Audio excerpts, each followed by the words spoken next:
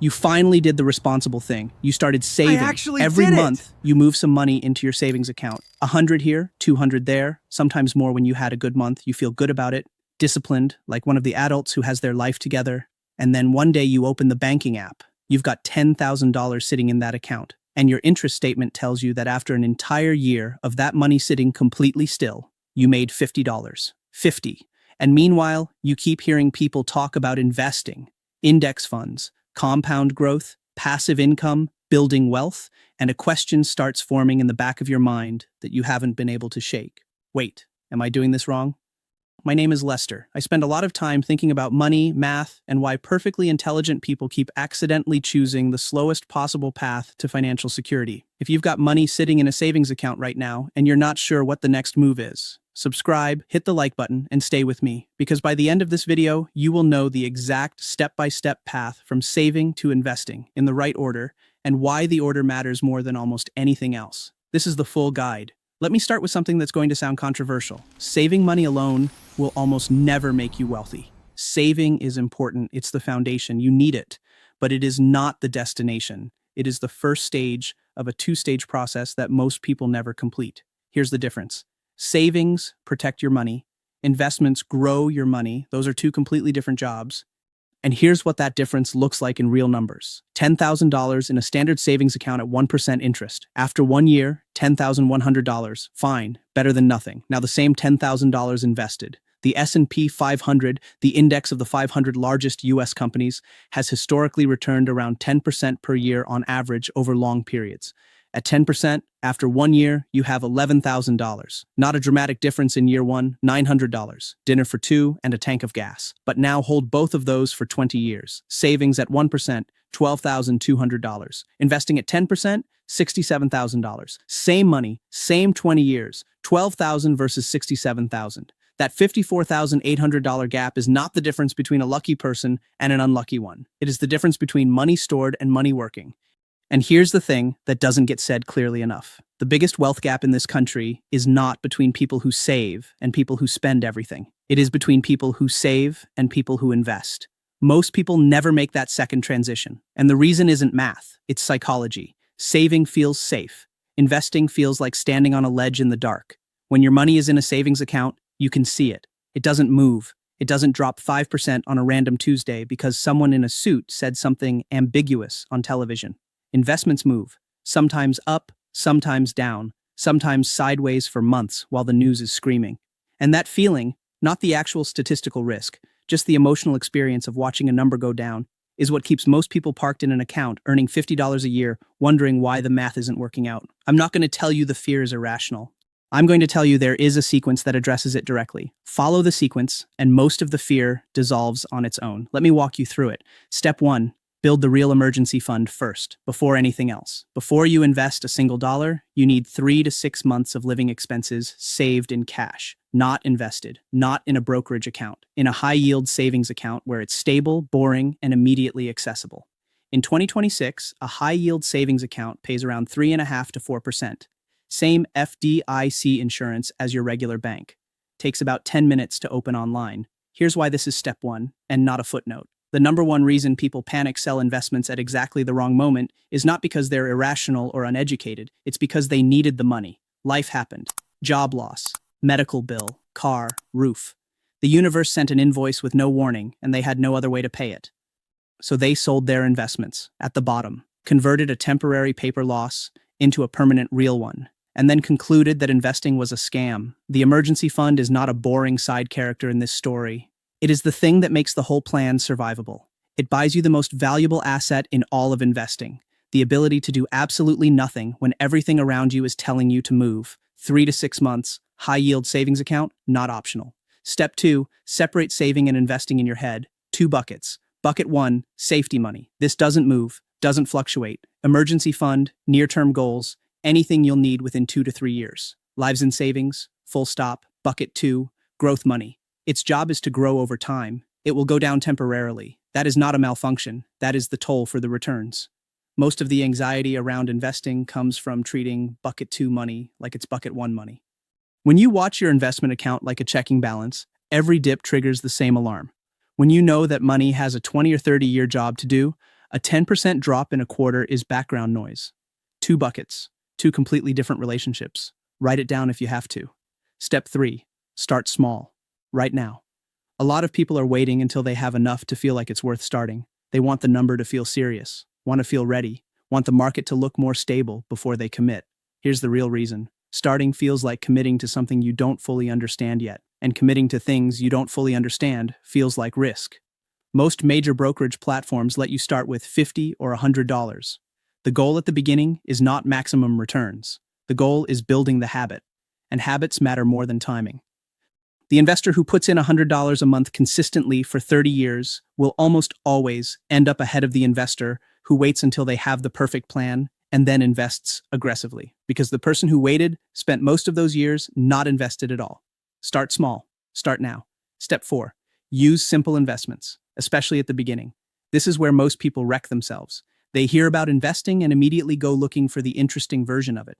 Day trading, options, crypto speculation, strategies named after the people who invented them decades ago that take a full YouTube deep dive to understand. And then they lose money, often a lot of it. And they conclude that investing is gambling and go back to saving $50 a year. The irony is that the most effective strategy available to most people is also the most boring one by a significant margin. Index funds. Instead of trying to find the individual companies that will win, an index fund buys the entire market. You own a small piece of hundreds of companies simultaneously. You can't pick the needle, so you buy the haystack. And here is the fact that should permanently end the argument. Warren Buffett, the most successful investor in modern history, has repeatedly and publicly recommended low-cost index funds for most investors. Not because he's lazy, because he's watched the data for 70 years and understands what it actually says. The boring version wins, not every year, over time. And over time is the only time frame that matters. Let me give you actual tickers, because beginners deserve specifics, not vibes. VTI, Vanguard's total U.S. stock market fund, costs 0.03% per year. VOO, just the S&P 500, also 0.03%. FXAIX, Fidelity's S&P 500 fund, 0.015%. And Fidelity has FZROX, a total market fund that costs exactly 0%, free. They run it for free, and if you want the simplest possible option that does everything automatically, a target date index fund with your retirement year in the name. One fund holds U.S. stocks, international stocks, and bonds, automatically rebalances, automatically adjusts as you age, around 0.08% a year at most major brokerages. One purchase, done. Step 5, stay consistent. Automate everything, never check it daily. Here's what this looks like in practice. $300 a month invested in a broad market index fund. Market averages 8% a year over time. After 25 years, roughly $285,000. Here's the part that changes how you see this. You only contributed $90,000. The remaining $195,000 is growth. The market created nearly 2/3 of your ending balance out of money that was already working. You contributed time. Compounding did the rest. But compounding requires one thing from you. You have to stay. Set up automatic transfers on payday. Automatic investment the day after each paycheck lands. Your emotions never get consulted. And here's something that nobody tells beginners that makes everything click. When the market drops, your fixed monthly investment buys more shares at lower prices. More shares at lower prices means your recovery is faster and your long-term position is actually stronger. The crash is not the enemy. Panic selling during the crash is the enemy. Now let me show you what this looks like for a real person. Meet Marcus. He's 26, makes $58,000 a year, has a 401k at work with a 50% match on the first 6% of his salary, carries $2,400 on a credit card at 22% interest, has about $800 in checking. And until this morning, his entire financial strategy was, don't look. Month 1. Marcus does 3 things. He sets his 401k contribution to 6%, roughly $167 per paycheck, and his employer immediately adds half of that back.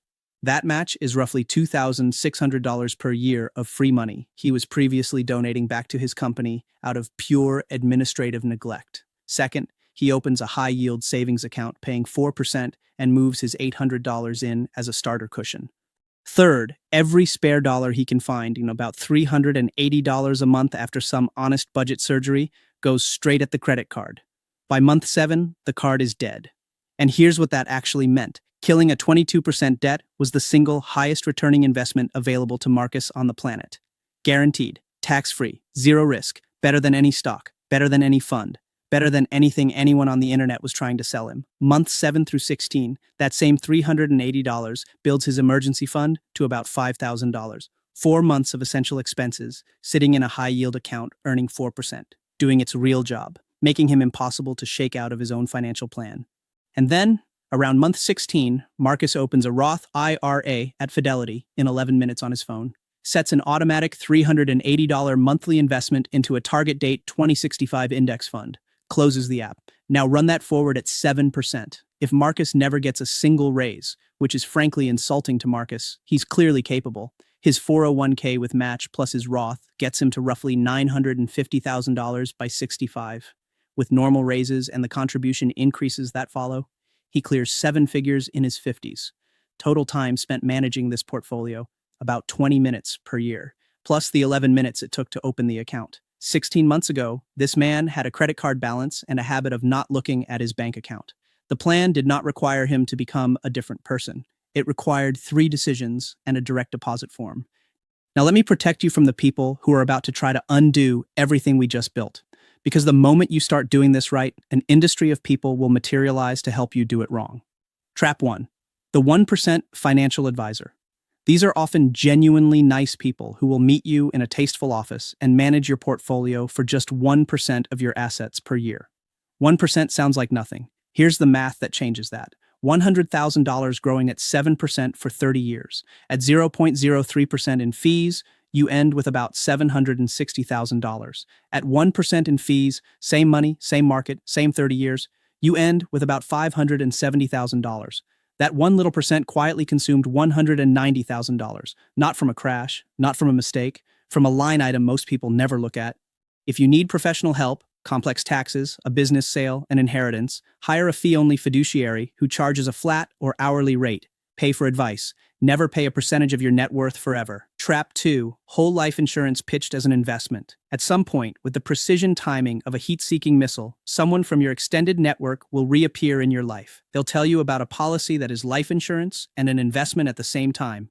It is a worse version of both. The fees are enormous. The commissions are spectacular, which is exactly why they found you and not the other way around. If people depend on your income, buy cheap term life insurance. Invest the difference in index funds, and let your friend find a different career on their own schedule. Trap 3. Crypto. I'll handle this honestly rather than smugly because the current moment has provided a useful case study. Bitcoin hit an all-time high around $126,000 in late 2025. It's been significantly lower since then. I'm not telling you it goes to zero. I genuinely don't know, and neither does anyone screaming about it in either direction. Here's what I'd actually do. Nothing, until the entire foundation we just built is complete. Debt gone, emergency fund full, match captured, Roth funded. After that, if you still want exposure, cap it at 1 to 5% of your portfolio and mentally classify it as speculation, not investing. Casino annex money. The casino annex gets casino money. Let me run some real numbers before we close. 7% average annual return. $200 a month for 30 years, roughly $240,000. $300 a month for 30 years. Roughly $360,000, $500 a month for 30 years, roughly $600,000. In every single one of those scenarios, the majority of the final number is not money you contributed. It is growth. The market did most of the heavy lifting. Your only job was showing up every month and refusing to flinch. One last thing. At some point, you're going to open your app and see your portfolio down 20 or 30%. This is not a risk. It's a scheduled event with an unknown date. The market drops 10% roughly every other year, drops 20% or more every several years, has done this through every decade that ended with people significantly wealthier than they started. So write this down now while you're calm, because you will not be capable of deciding it in the moment. When it crashes, I change nothing on purpose. The automatic transfer keeps running. Every paycheck is now buying shares at a discount you'll talk about in 10 years. Future you, at 2 a.m, scrolling headlines with sweaty hands, needs that note from present you. It will be the highest paid sentence you ever write. That's the whole path. Emergency fund, 2 buckets, start small, simple index funds, automate, stay, no genius required, no perfect timing, no secret door, just a sequence of boring decisions that compound quietly while everyone around you is chasing whatever's loudest this quarter. Saving gives you stability. Investing gives you freedom. The earlier you connect the two, the more of both you end up with. If this video helped you see the path clearly, subscribe and drop a comment below. I want to know, are you currently in the saving stage, or have you already started making the transition to investing? Let me know where you're at. I read everyone. This content is for educational and entertainment purposes only. Nothing here constitutes financial advice. Talk to a licensed professional before making any major financial decisions. And if your savings account is still paying you $50 a year, you now know what to do about that.